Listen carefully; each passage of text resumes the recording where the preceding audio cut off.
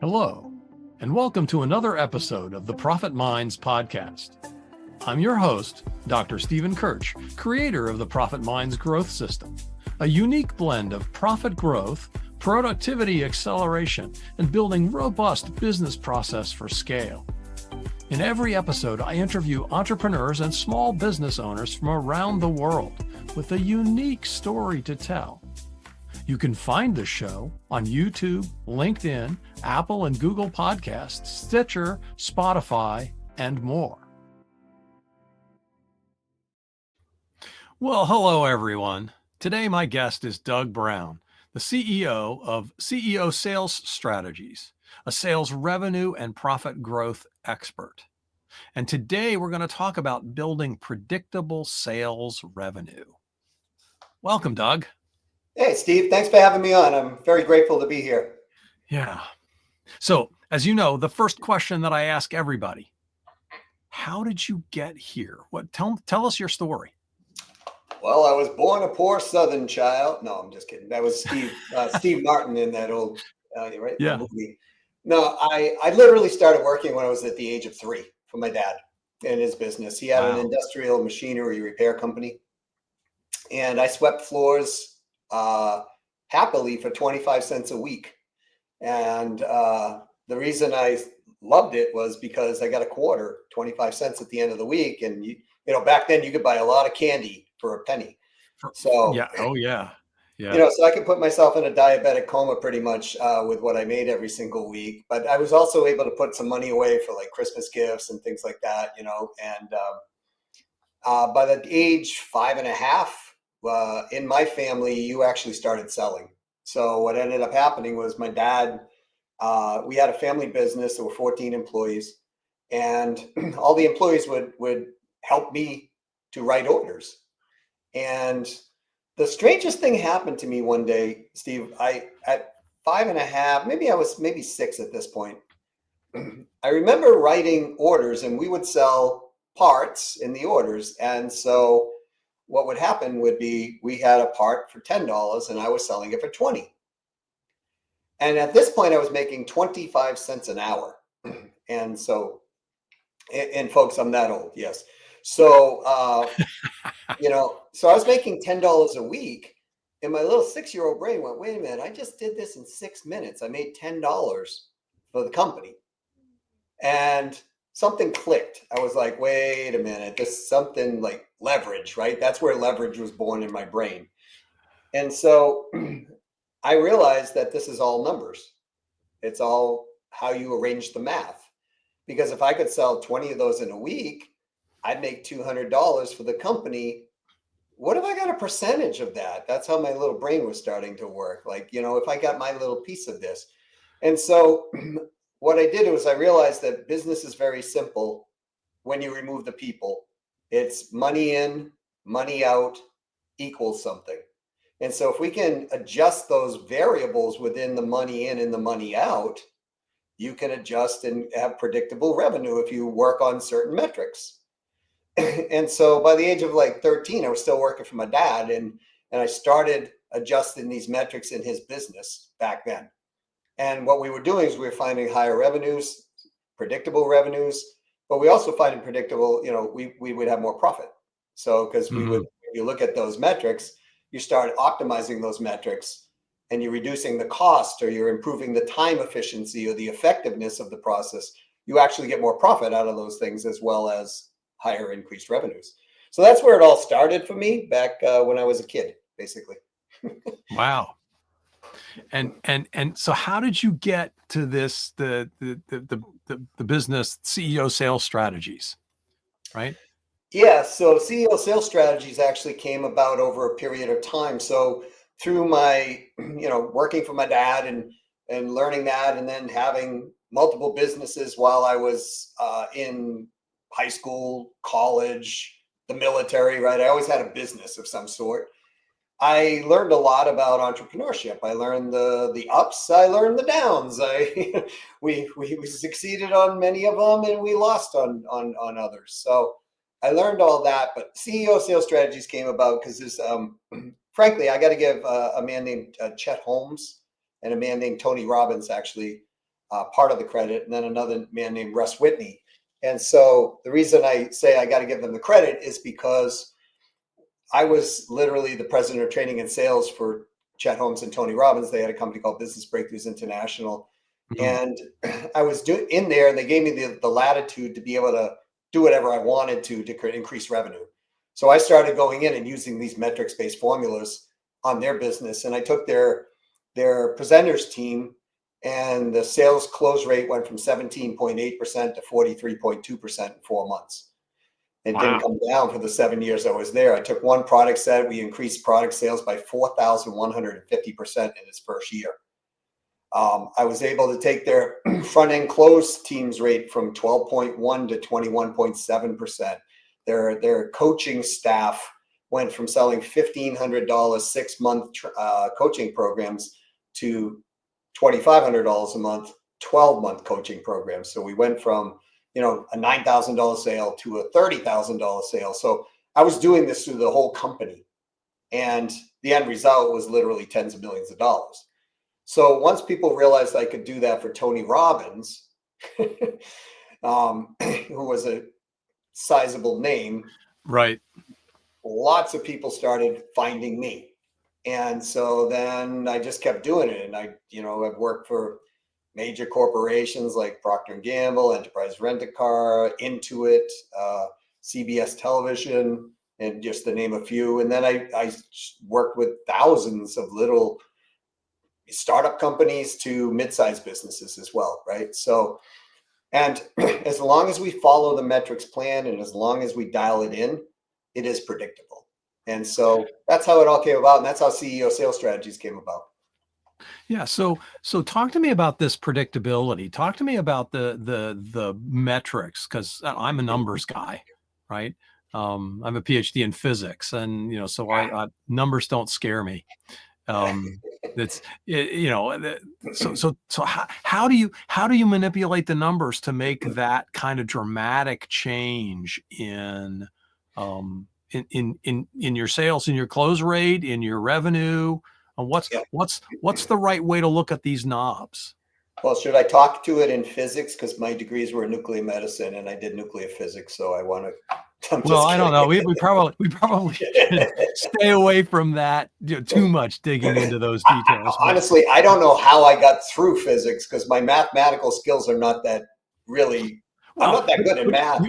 But you must be if you're playing with numbers and have been playing with numbers since you were 5 or 6, right? Yeah. There's a certain amount of intuition that goes with numbers. I'm very good, extremely good. I would say excellent in figuring out what numbers mean and the ratios around numbers. My wife has a master's in mathematics, so she's constantly telling me that my math is. So when I have a complex math equation, I go to her because it's. But I hear you. So both my wife and my younger daughter have masters in mathematics. So. Oh, great! So I'd like to be a fly on the wall sometimes for those family conversations someday. But so here's when you look at increasing revenue, it really goes back to the formula: money out, money in equals, right? So we got to bring more money in, and we got to be able to bring that in predictably while keeping either money out fixed or hopefully even lowering the money out, right? Okay, and then applying efficiency, effectiveness to both of those sides of the fence. Really, that is the philosophy of the whole process. So when we look at something and we look at metrics, so let's take some of the core metrics. Outbound attempts, for example. Let's say we have a sales team, they're looking to go outbound. Now, whether you have an inbound lead or an outbound lead, you can still count it at the same way, right? So it's how many outbound attempts are we doing?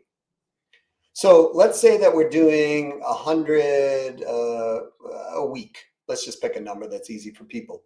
Okay. If we have, say, a 25% static close rate, we can say, okay, we got 100 outbound reaches, and we know we got a 25% conversion rate. So we know out of those reaches, we're going to get some type of connection rate, some types of response. We're going to, out of those responses, they're going to be some type of appointment set or not set. out of those appointments set, we know we're going to get a certain percentage of show rate or not show rate. We know we're going to get a certain percentage of conversations that will lead to conversions or a closed sale. And then we know those closed sales, if we follow up on those closed sales, we'll have follow-up closes and so on, right? But if we just now took a percentage increase on that outbound and we had a static percentage of close, if we went from 100 to 200, for example, in theory, we're going to double our sales. It's in the numbers, right? So it's on taking now that for most people, that would be like, wow, too much work, right? Because now if let's say I had 1,000 leads a week coming in and I had, now 2,000, it's just too much for us to handle. So what we want to do is we want to look at all the other metrics, and we're looking at getting percentage increases on each metric, but not huge percentage increases on each metric, Steve. We just need small incremental increases in those percentages. And now what we're going to do is just like compounding interest, we're going to get a compounding effect on the cascading effect. And it turns out to be a very sizable number on the back end with very small percentage changes. Right. I mean, that's like, if you increase, you do something 1% better every day. By the time you get to the end of the month, you're not 30% better. You're 50% better. Yeah. In fact, mathematically, if I'm correct, if you do 1% a day over 70 days, you're twice as good as you were 70 days prior. That's roughly. It's the same thing. Now, if you take that out over a year, it's like 36x. Yeah, it's huge. So yeah, okay. So what are some of the things that, when you look at other things that are involved in that sales process, so that you don't have to overwhelm with doubling the number of inputs, right? What are the different pieces that happen along the way that you can tweak, that you can improve, that will lead you to that better than 25% static rate?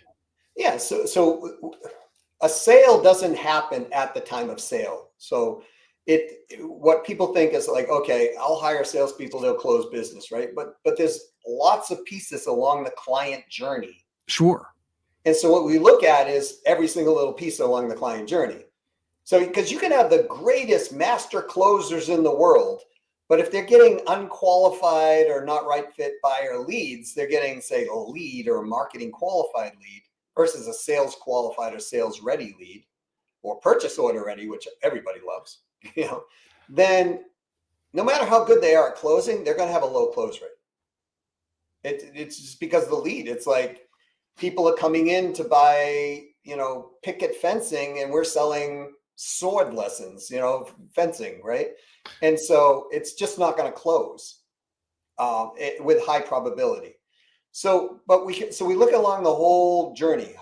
What do the marketing look like? How do we optimize those components to get the sales ready leads to be able to be closed? But if you want to start looking at just other things, look at your churn rate. Right? So give me an example. You're talking about customer churn. Yeah. So customer churn, customer refund rate. So I'll give you an example. When I first took over for Chet Holmes, and before Tony Robbins actually became part of the company, it was called Chet Holmes International. And when I looked at Chet's refund rate, he was doing, the calls came in, they went to a sales queue, the sales queue booked them into a training, and then they sold them into a training and coaching program. That was the model. Okay. But on the training, they had over a 15% refund rate on the training. And I was like, this training is really good. Why? Right? Because those are the questions you want to ask folks. How come? Why? Just like, you're 3 years old again or 2 years old again. How does this butterfly fly? Why? Ask those type of questions. And what I did is I asked those questions, and I realized after a series of questions that, wow, they're actually inviting the actual refund rate. So at the end of their training, so it was set up like this. We guarantee the training, and you'll find hidden numbers and revenue and profit and all of this in the training, right? And what they were doing at the end of their script that they were training their trainers on, they were saying these words. They were saying, well, folks, No, I'll preface this, Steve. They would go around the room and they would get the numbers from people first. And people would be like, I found $2 million. I found $18 million, and so on and so on, right? Then they would say these words. All right, folks, if you don't think we earned our keep today, we didn't earn our $229 today, just call 1-800-555, et cetera, et cetera, et cetera, right? And I'm like, well, okay, let's just invite them to refund. Yeah. Right. And so all I did was go in and adjust the script. So what we did is, instead of saying, all right, if we haven't earned our thing, what I did is I said, guys, add up all the numbers in the room. So when you're taking them down, guys and gals. And so now at the end of that, it would be they give all their numbers and we'd say something like this. Well, exactly like this. Hey guys, we found $146,327.16 on this training. I think we've earned our keep here today. Do you agree? If so, everybody say woohoo, right? And that's all we did. We adjusted it. Within 3 days, the 15% refund rate dropped to less than 1%. And it never, ever got over 1% again.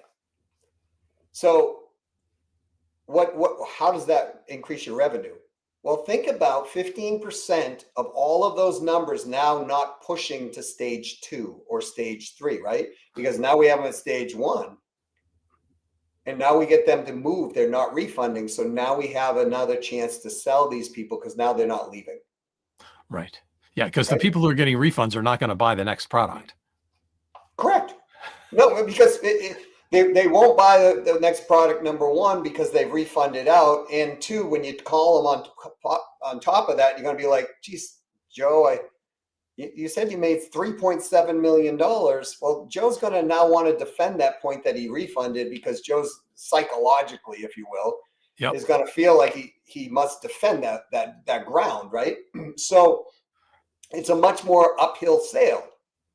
And so looking at these optimization points on refunds and churn, give you another one, follow-up, right? Follow-up is a huge problem for companies. Oh, yes. Right. And so, 50% of salespeople or people selling never follow up with a lead one time. Only 13% of people follow up with a lead 3 times.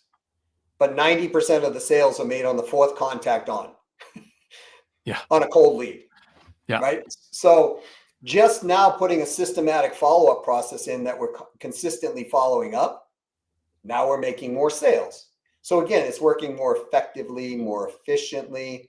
And, even when I took over the whole division for Chet, Holmes and Tony Robbins, I found 17,000 leads that were never followed up on.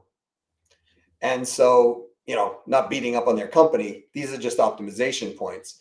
So what happened was the sales manager who was running that division, that department, they were skewing what was qualified and what was unqualified. So imagine having 17,000 leads at $13 a piece. It's a lot of money, right? Yeah. And so all I did was I took those leads, because I knew that some of those leads were a possible next step.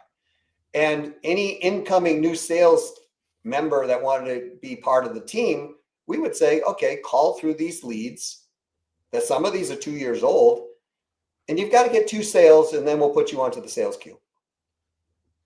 And we were making sales magically, right? And so again, we have something that's dead in the water, gonna go downstream and just go to the ocean and goodbye, that we now monetize into something. And the crazy part is some of those leads, I used to track all this, some of those leads actually converted into hundreds of thousands of dollars in clients down the line, like client revenue, because we would not only sell a coaching program, then we had a consulting division, we had a client services division, and we would sell different things. And some of them actually spent hundreds of thousands of dollars that would have just gone without follow-up. So those are a couple of examples, Steve. Yeah. That's great. So talk a little bit about the conversation process, right? That people talk about sales and the close and all that kind of stuff. But as you mentioned, right, it's the whole buyer journey. It's the whole, Yes. setting them all up and making sure that they move from, initial contact to, marketing qualified to sales qualified to, right. So Right. talk a little bit about that process. So in the context, if we're generating leads, let's say we have a marketing department who's generating leads, that and the sales department must be arm in arm. And one of the big challenges with companies, they're putting something out marketing wise, and marketers think, these salespeople are lazy. And salespeople think, these marketing people are no good, right? So they have this continental divide that's between them, right? So when that's happening, the first thing you want to do is put them together, put them in a room, shut the door and say, don't come out until you're friends, right? That's just the way it's got to be. Because again, I'll pick on Disney at this point, because this literally happened 2 years ago. When my children were young, I used to bring them to Disney down in Florida all the time. We'd go on vacation. They loved it. And it was the most magical place on the earth at that point for children. But Disney, you would go into Disney and they had this down, because their commercials were like, hey, come here, you're going to have this greatest experience and all these things. And when you arrive at the gate, they're greeting you. Do you want to take the monorail? Do you want to take the boat across? How's your day? How's this? Welcome to the most magical place on earth, right? And it was all congruent. Now, what's the point? That's sales, whether people like it or, it's not a sales conversation, but it's sales. It's selling us on, hey, we just spent, $400 to get here for a family of 4.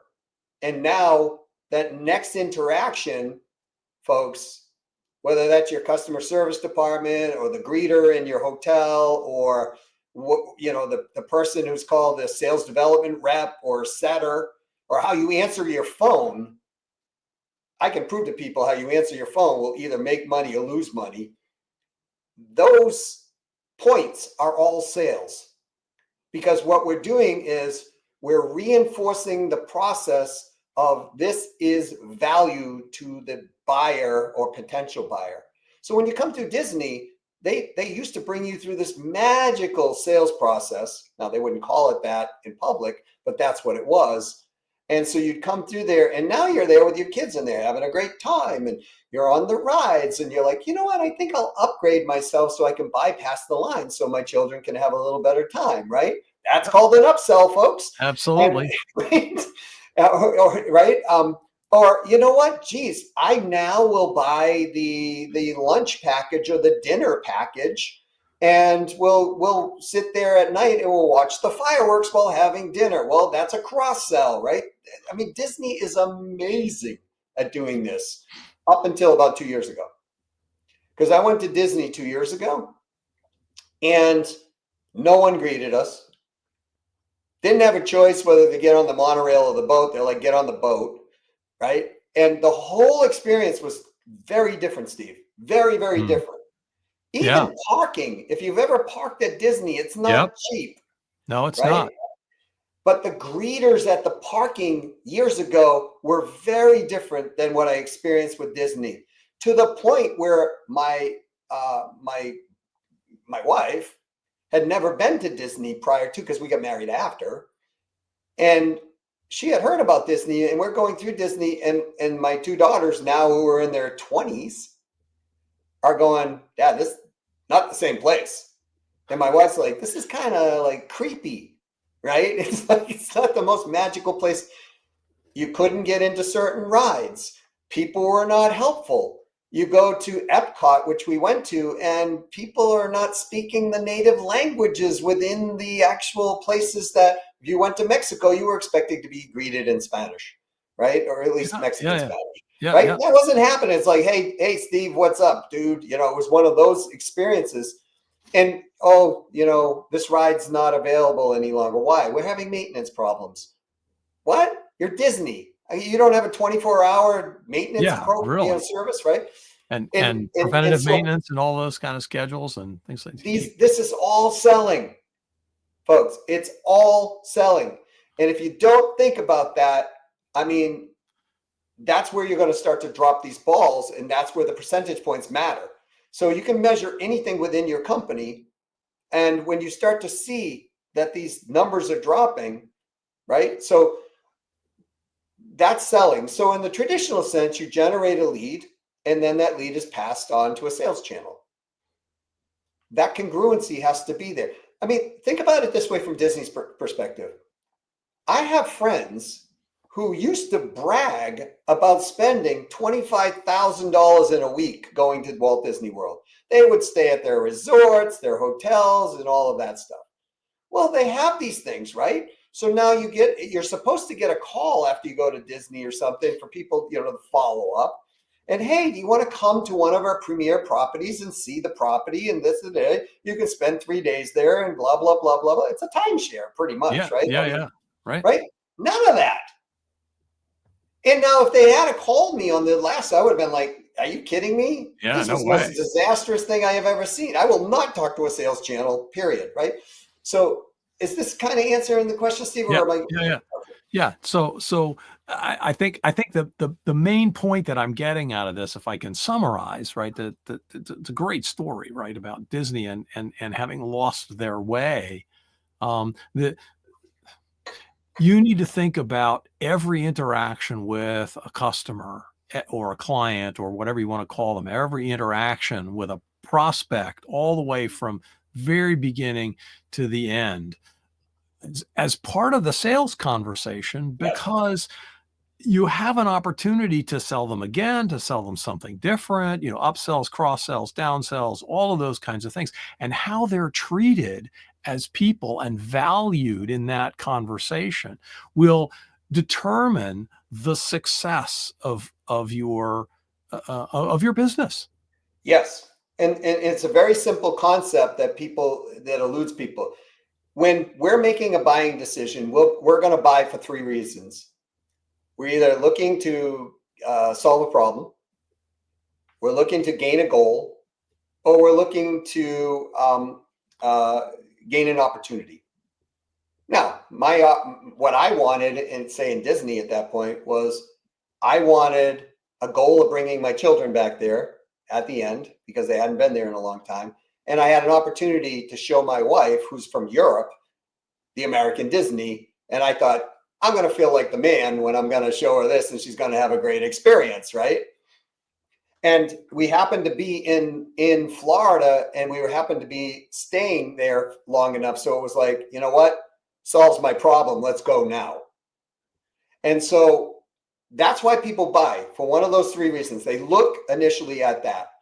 Now, when they look of how they're going to buy, they start looking at 2 factors: their business return on investment and their personal return on investment.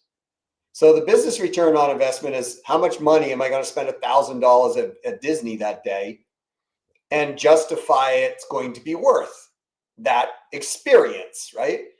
And then we now justify it by the personal return on investment. Well, look how happy my spouse will be. Look how happy my children will be.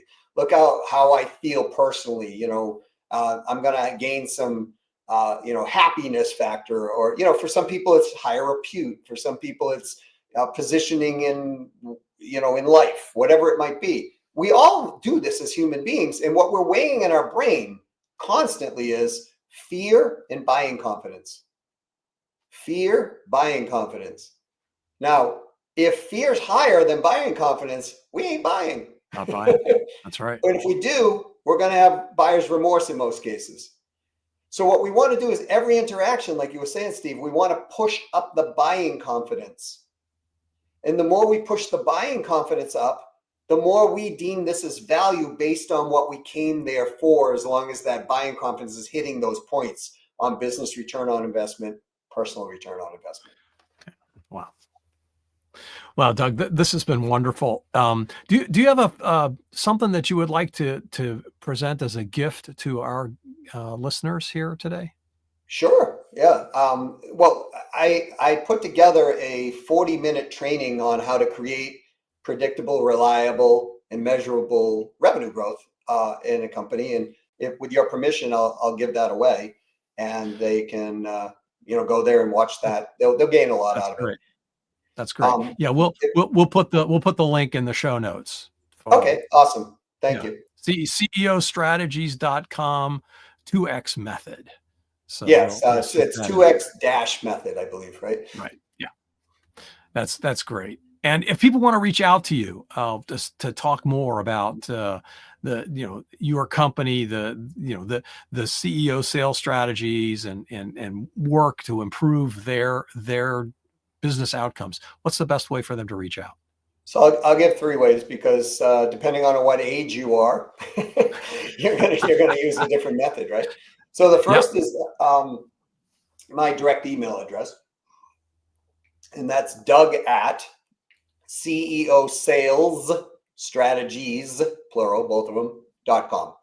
And I do have people who look over my email, but I look over it as well. So it's one of my, people might answer first. But I will follow up and answer. So that's the first way. LinkedIn is the better one if you don't want to send an email, which would be Doug Brown 123. Tried to make it easy. And the third way is, if you're old school, just give a call. Here's my cell phone number, 832-549-4836. And you could just text to that number, and I'll pick it up, and we'll have a conversation, or we'll schedule a time to talk. And those are the 3 best ways to get a hold of us. Great. Thanks. And that concludes our show. Thanks so much to my guest, Doug Brown, the CEO of CEO Sales Strategies. He's a sales and revenue profit growth expert. I hope you learned something about building predictable sales revenue. I know I did. Thanks for listening. You've been listening to the Profit Minds podcast. This is your host, Dr. Stephen Kirch. Please visit www.profitminds.net for other episodes or to contact me. Thank you for your positive feedback, comments, questions, and for sharing this show with others. Thanks for listening. Have a grateful day.